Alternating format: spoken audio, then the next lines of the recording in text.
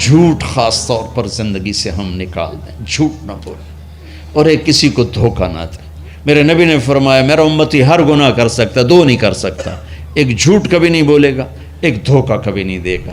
تو ہم جھوٹ نہ بولیں، دھوکہ نہ دیں، ظلم نہ کریں، زیادتی نہ کریں۔ ظلم و زیادتی سے اللہ کا غضب حرکت میں آ جاتا ہے۔ میرے نبی نے فرمایا من آذا ذمیا فقد آذانی، جس نے کسی غیر مسلم کو بھی دکھ پہنچایا تو اس نے مجھے دکھ پہنچایا، جس نے کسی غیر مسلم کو دکھ پہنچایا اس نے مجھے دکھ پہنچایا۔ میرے نبی نے تو اپنے ساتھ رہنے غیر مسلموں کے ساتھ اتنی رحمت للعالمین کا ثبوت دیا۔ ہم ان کے برتن بھی الگ کرتے، وہ برتن کو ہاتھ لگانے میں کہ دھو، برتن دھو کے لاؤ، اتنی نفرت کا اظہار۔ بھائیو محبت سے رہیں، اپنے کاروبار میں ہو سچ بولو، صحیح تولو، وعدہ خلافی نہ کرو، وعدے سے پھرو مت، کسی کو دھوکہ نہ دو، کسی کو فراڈ نہ کرو۔ بازار کا دین سچائی ہے، صحیح تولنا ہے اور دھوکہ نہ دینا ہے۔ گھر کا دین ماں باپ زندہ ہیں، ان کے پیر دھو لو، ان کی دعائیں لے لو۔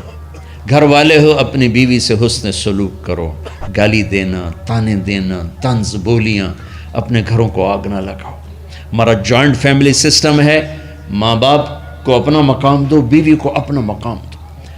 ہمارا سسرالی معاشرہ ظالم ہے، درد سے کہہ رہا ہوں، ظالم ہے ہمارا سسرالی معاشرہ، ظالم ہے، چاہے دیندار کہلاتے ہوں، چاہے دنیا دار کہلاتے ہوں، چاہے پڑھے لکھے کہلاتے ہوں، چاہے ان پڑھ کہلاتے ہوں، ظلم ہے۔ میں کہاں سے اس کی تعویل کروں؟ اگر ماں باپ کی طرف سے زیادتی ہے اپنی بیوی کو بچاؤ، اور کہیں بیویاں ایسی زوردار ہیں کہ وہ گھر کو آگ لگانے پر آئی ہوتی ہیں، اگر بیوی زیادتی کرے تو ماں باپ کو بچاؤ۔ یہ تمہارا کام بیچ میں ایک پل بننا ہے، دونوں رشتوں کو جوڑنا ہے۔ جس طرف بہنوں کی طرف سے زیادتی ہے بیوی کو بچاؤ، بیوی کی طرف سے اپنے دوسرے رشتوں کو بچاؤ۔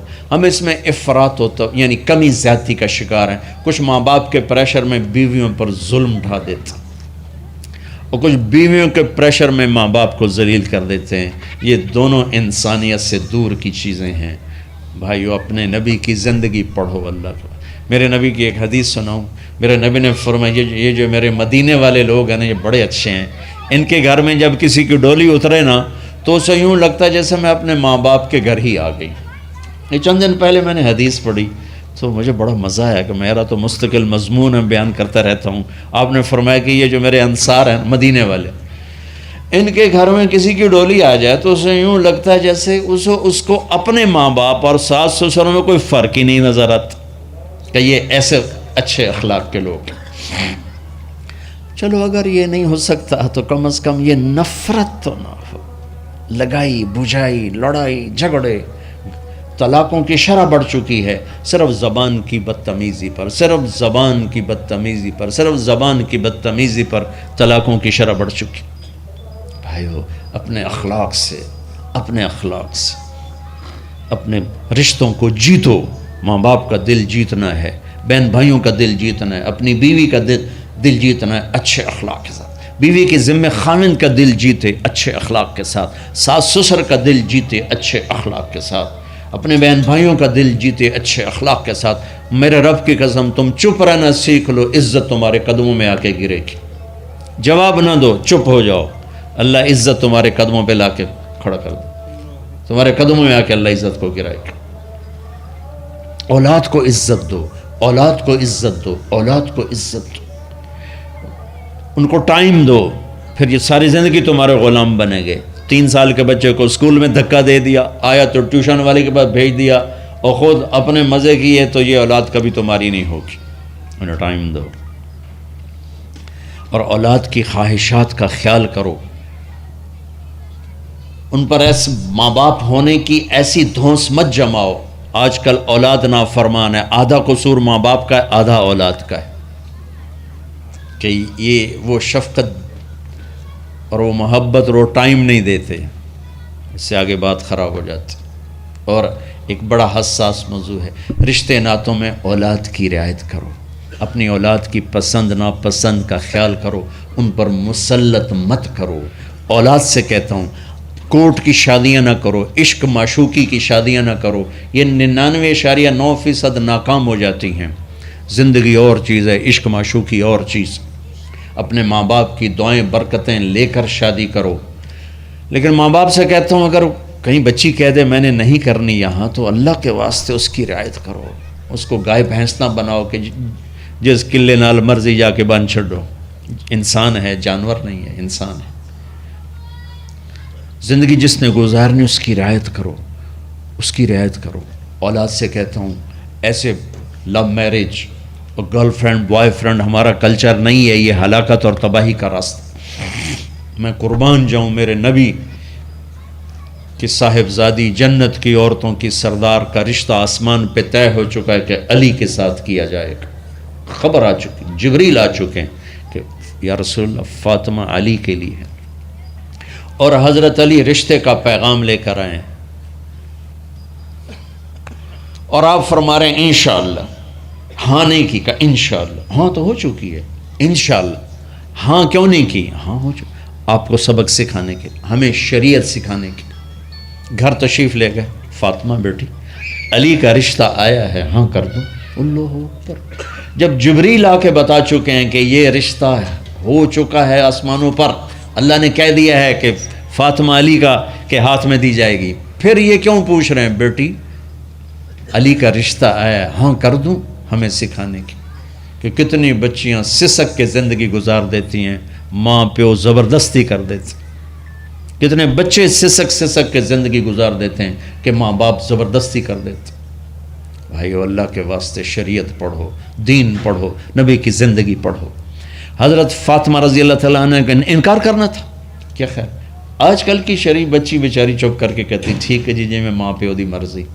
تو فاطمہ جیسی ہستی کوئی تصور کر سکتا ہے؟ کہیں گی نہیں، وہاں سے اقرار ہی تھا، لیکن ہمیں پیغام دینا تھا، سکھانا تھا کہ یا رسول اللہ جیسے آپ کی مرضی۔ علی جاؤ لوگوں کو بلاؤ، پھر لوگوں کو بلایا، پھر آپ نے نکاح پڑھایا، پھر رخصتی ہوئی، بلا کر کے آپ نے فاطمہ کا ہاتھ پکڑا اور یوں علی کے ہاتھ میں دے کر کہا علی تمہیں نبی کی بیٹی مبارک۔ سبحان اللہ۔ اور پھر فرمایا فاطمہ مجھے جو سب سے زیادہ محبوب تھا میں نے تیرا ہاتھ اس کے ہاتھ میں دے دیا۔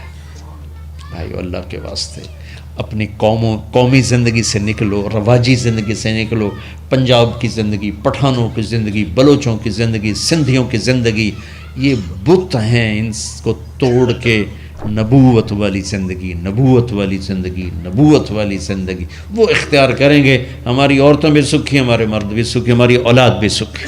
تو سارے بھائی نیت کرتے ہیں نا اس کی انشاءاللہ، اللہ تعالیٰ ان کی بخشش فرمائے۔ تو آپ بھائیو ایک تو یہاں مرکز ہے اسماعیل، وہاں جایا کرو جمعرات کو، آپ کو فائدہ ہوگا۔ آپ کے پاس مسجد میں جماعت آ جائے ان کے ساتھ بیٹھا کرو، اس سے آپ کو انشاءاللہ فائدہ ہوگا۔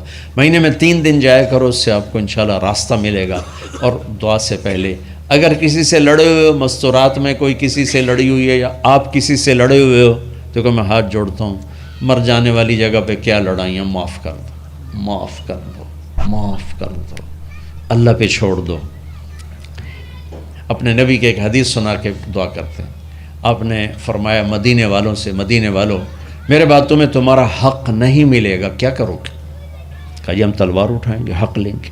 آپ نے فرمایا اگر میں اس سے اچھی چیز بتاؤں کرو گے؟ کہا جی کیا؟ کہا حق کے لیے لڑائی نہ لڑنا، چھوڑ دینا اور حوض کوثر پہ آ جانا، سارے پورے کروا دوں۔ اب یہ وعدہ مدینے والوں کے ساتھ نہیں ہے، یہ وعدہ ہر اس امتی کے ساتھ ہے جو جھگڑے سے بچنے کے لیے حق چھوڑ دے۔ اپنا حق لو، کوشش کرو، لیکن اگر لڑائی کی شکل ہے واپس ہو جاؤ کہ یا رسول اللہ آپ کے حوالے۔ آپ نے مدینے والوں میں ہمیں بھی شامل کیا ہے، جس کا حق مارا جائے اور لڑے نہیں، چھوڑ دے، صبر کر جائے، میرے انتظار کر آنکھیں بند ہونے کا کہ میرا نبی تیرا وکیل ہوگا اور اللہ جج ہوگا، ان ویکھیا فیصلہ کہندہ ہوندا ہے۔ پھر تم اپنے حبیب کو اپنا وکیل بنا لو۔ اب معاف کر دو، عورتیں بھی معاف کر دیں، آپ بھی معاف کر دیں، گلے لگو، امت بنو، محبت سے رہو، کیا 4 دن کی زندگی میں نفرتوں کی آگ بھڑکانا، محبت کے پھول بکھیر کے چلے جاؤ، کیا ظلمتیں پھیلانا، اپنے حصے کی شمع جلا کے چلے جاؤ۔